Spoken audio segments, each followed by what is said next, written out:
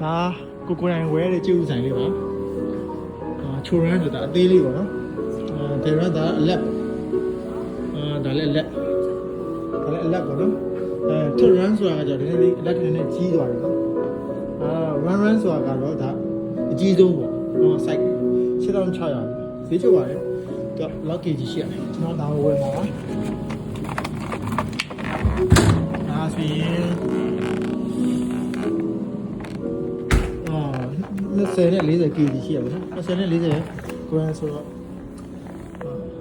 K ဒါဝယ်မယ်ဒါ7600ကျန်တာလို့ရှိရပါတော့ကျန်တာလည်းနည်းနည်းလေးဒီပတ်စံတော့လေကိုရှင်းရမှာပါအဲတော့ဒီမှာဘာကိုစကင်ဖတ်ပါK 7600လို့ကျင်းချရမယ်ဒီကတ်ထုံးမယ်ကတ်ထုံးခန်းဆောင်K ကြရပြီနောက်တစ်ချက်ရှိမယ်ကိုယ်ရောနော်ဆိုင်မှာဘယ်သူမှမရှိပါဘူးကိုယ်တိုင်ဝယ်ရတာပါโอเคဒါလည်းယူပြီးတော့ယူပြန်ရပါပြီ